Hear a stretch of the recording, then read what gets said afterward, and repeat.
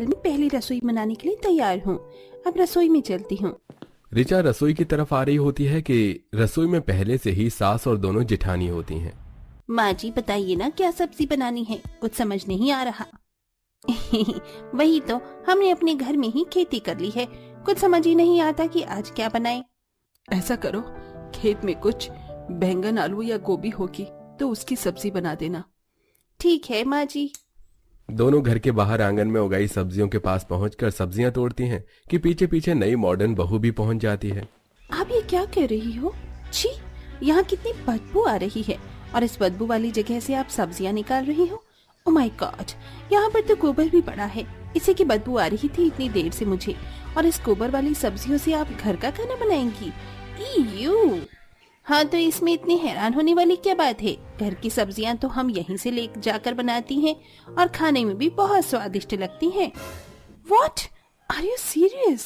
ये गोबर वाली सब्जियां खाने में आपको स्वादिष्ट कैसे लग सकती हैं? आप दोनों गांव के गवार हो, आपको कुछ नहीं पता, लेकिन जो भी हो मैं गोबर वाली सब्जी बिल्कुल नहीं खाने वाली। ऋचा फौरन अपनी सास के पास पहुंच जाती है। माँ जी देखिए ना, ये दोनों गवार जेठानी बाहर आंगन से गोबर वाली सब्जी लेकर बनाने वाली हैं। कोई इतनी गंदी सब्जी कैसे खा सकता है? इन्हें रोकिए, हम बाहर मॉल या ग्रोसरी शॉप से अच्छी सब्जी ले लेते हैं। अरे मेरे घर से ज्यादा ताजी सब्जियां और कहीं नहीं मिलेंगी, और मॉल में भी यहीं से सब्जियां जाती हैं। मेरी दोनों देसी बहुओं ने घर में ही सब्जी उगाकर अच्छा किया। अच्छा बहू, तुझे बस आज मीठा बनाना है, खाना तो तेरी जेठानियां बना रही हैं। जी माँ जी। ये गवार जेठानियों की तरह मेरी सास भी गवार ही निकली। इनको भी वही गोबर बदबू वाली सब्जी खानी है, लेकिन मैं बाहर से खाना मंगवा लूंगी। ऋचा अपनी पहली रसोई का हलवा बनाकर सबको देती है और दोनों गवार बहुएं उसी सब्जी से खाना बना देती हैं, जिसे मॉडर्न बहू नहीं खाती और वो बाहर से खाना मंगवा कर खाती है। और शाम को बहुत गवार है ना मेरी दोनों जेठानियां, क्यों ना मैं इन्हें और गवार बना दूं। तभी ऋचा ग्लव्स पहनकर एक हाथ से नाक बंद कर दो सब्जी ले आती है और उन्हें एक दीवार के सहारे कपड़े से ढक देती है। अरे नीचे आपको पता है जैसे आपके गांव में पूजा होती है, ऐसे ही यहाँ पर भी पूजा होती है। आप इसके सामने भी माथा टेक लीजिए, आपको आशीर्वाद मिल जाएगा। गोबर और बदबू का। ठीक है, हम अगरबत्ती लेकर आते हैं। ये सुन दोनों गवार बहुएं अगरबत्ती से आरती करके उसके सामने नतमस्तक होती हैं कि हंसकर ऋचा वो कपड़ा हटा देती है। कितनी गवार और बेवकूफ हो, ये तो मुझे समझ आ ही गया है। भला सब्जियों के सामने कौन पूजा करता है? अच्छा, हम अगर सब्जियों के सामने पूजा कर रहे थे तो भी कोई बात नहीं, क्योंकि ये सब्जियां भी हमारे लिए अन्न देवता है, क्योंकि इसे खाकर ही हम जिंदा रहते हैं। अगर इसके लिए तुम हमें गवार समझना चाहती हो तो समझो। पैर पटक कर ऋचा वहां से चली जाती है। अगले दिन ऋचा हाथ के नाखून काटने के लिए घर के बाहर की कुर्सी पर बैठी है तो वहीं पर दोनों गवार जेठानी नई सब्जी उगाने के लिए खाद डाल रही होती हैं और पैरों से चल चल कर दबाती हैं।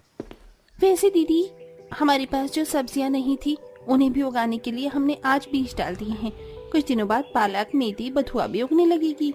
हाँ, और देखना कितनी अच्छी सब्जी उगेंगी। हमने गोबर और खाद जो मिला दिया है। मीनाक्षी उस उपले को तोड़कर डाल रही होती है कि फिर से मॉडर्न बहू एतराज जताती है। छी छी छी, फिर से गोबर। एक तो मेरा यहाँ आते ही गोबर से दम घुटने लगता है और आप लोग उस गोबर में पैर डाल रही हो। छी छी, और फिर यही वाली सब्जी खा जाओगी। छी, आप लोगों ने गवारपने की सारी हद ही पार कर दी है। आपकी ये गोबर वाली सब्जियों की खेती मुझे समझ नहीं आती है। देखो ऋचा, तुम्हें कुछ भी नहीं पता है खेती के बारे में, इसलिए तुम ऐसा कह रही हो, लेकिन हम गांव की देसी बहुएं हैं। मैंने अपने मायके में भी खेती की हुई है, इसलिए तो आज यहाँ पर ताजी ताजी हरी सब्जियां उग रही हैं। तुम शहर की हो इसलिए तुम्हें कुछ नहीं पता, लेकिन ये सब्जियां खेत से ही होकर मॉल, दुकान, सब्जी मंडियों में जाती हैं। अगर इतना ही है तो ऐसा करो, खुद खेती कर लो, जहाँ तुम्हें गोबर डालने की जरूरत ना पड़े। हाँ तो ठीक है, आपको क्या लगता है मैं अपने मॉडर्न तरीके से खेती नहीं कर सकती? नहीं, आप मुझे हल्के में मत लीजिए, मैं भी अब खेती करके दिखाऊंगी, वो भी 20 दिनों में। ठीक है, पालक मूली जल्दी उग जाता है, तुम इसे ही उगा कर दिखा दो। ठीक है, चैलेंज एक्सेप्टेड। ये कहकर ऋचा भी किताबों से और मॉडर्न तरीके से खेती के बारे में जानकारी हासिल करती है और फिर अगले ही दिन से कुछ बीज लाकर अपनी गवार जेठानियों के साइड में ही खेती करने लगती है और रोज कीटनाशक दवाइयों के साथ पानी डालती है। धीरे धीरे उसकी सब्जी उगती तो है, लेकिन उसमें कीड़े भी लगे हुए होते हैं और करीब 20 दिन बाद ऋचा अपनी सब्जी देखती है जो कि ठीक से उगती भी नहीं है। अब बोलो, तुम अपनी खेती और सब्जी के बारे में क्या कहना चाहती हो? ये तो ठीक से उगी भी नहीं है, मूली अभी तक छोटी है और पालक के पत्ते कीड़े खा गए। भले ही तुम मॉडर्न हो रेचा, लेकिन खेती करने के लिए देसी तरीका ही चाहिए होता है और ये हर किसी के बस की बात नहीं है। ठीक है, मैं आप लोगों की तरह गवार नहीं हूँ और न ही खेती करती हूँ। ये मेरा फर्स्ट ट्रायल था, मुझे हार मंजूर है, लेकिन मैं फिर भी ये गोबर वाली सब्जी नहीं खाऊंगी। ऋचा, तुम कब तक जिद करोगी? भाभियां बिल्कुल ठीक कह रही हैं, बाहर का खाना सही नहीं होता है। ये घर की सब्जियां बहुत अच्छी हैं, मैं भी तो खाता हूँ। तुम प्लीज चुप रहो, तुम्हें तो आदत हो गई है ये खाकर, तो यही खाओगे ना? ये कहकर ऋचा चली जाती है और अपने लिए ऑनलाइन फूड ऑर्डर करती है। लेकिन जब उसे ऑनलाइन खाना नहीं मिलता तो वो बाहर से सब्जी लेने चली जाती है, जो कि बहुत महंगी लेकर आती है। ये देख गवार जेठानियां और सास हंस रही होती हैं। बहू, तूने ये क्या कर दिया?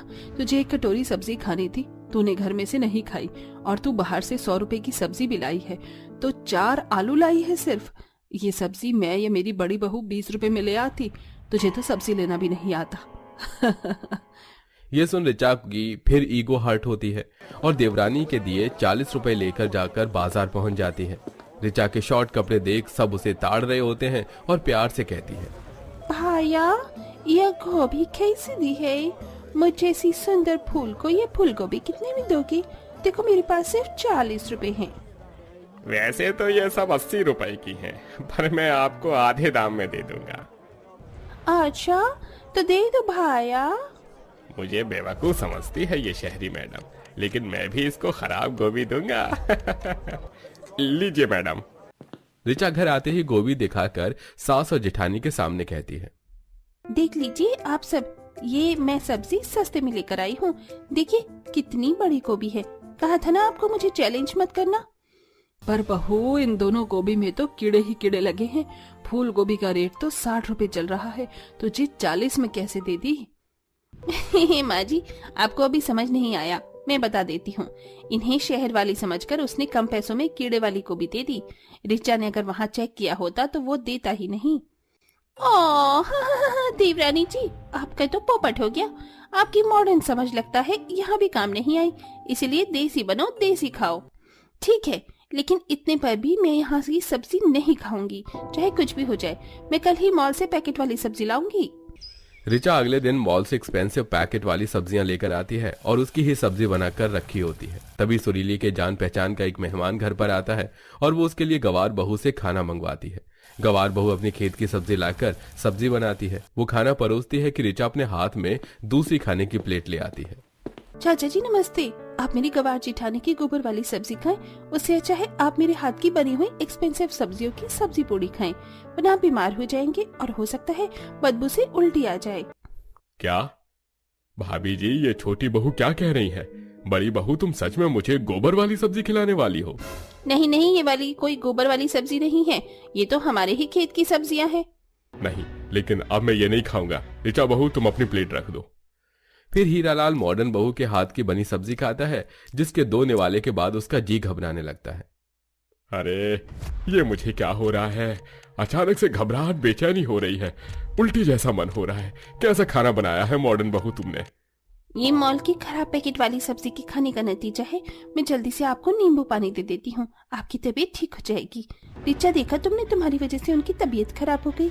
ऋचा कुछ नहीं बोलती और खुद भी दूसरे कमरे में बैठकर वही खाना खाने लगती है। तभी उसकी तबीयत भी खराब हो जाती है।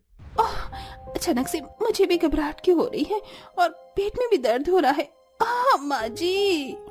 आवाज सुनकर घर वाले ऋचा को अस्पताल ले जाते हैं। तभी पति और गवार बहुएं कहती हैं, नीचे तुम्हें कितना समझाया था कि बाहर की सब्जी मत लाया करो, डॉक्टर ने भी कहा है अपनी उगी हुई सब्जियां अच्छी होती हैं, बाहर की सब्जियां केमिकल वाली और इंजेक्शन से बड़ी की हुई होती हैं, उसमें तुम्हारी ऐसी तबीयत खराब होना तो लाजमी है। वही तो। देखो, मैंने तुम्हें ऋचा पहले भी कहा था, अब भी कह रहा हूँ, हम सब भी तो अपने घर की सब्जी खाते हैं। और हाँ, गोबर की खाद डालना तो बहुत फायदेमंद होता है सब्जियों के लिए। आप बताओ कौन सी सब्जी खाओगी, बाहर की या घर की खेती की? नहीं नहीं पीयूष, अभी से मैं घर की खेती की सब्जी खाऊंगी। मेरी मति भ्रष्ट थी जो मैं पहले इतनी सारी बातें समझ नहीं पाई, लेकिन अब घर की खेत की सब्जी ही खाऊंगी। इस तरह ऋचा को घर की खेती होने का फायदा पता चलता है और ठीक होने के बाद वो अपनी गंवार जेठानियों के साथ खुद भी खेती सीखने लगती है।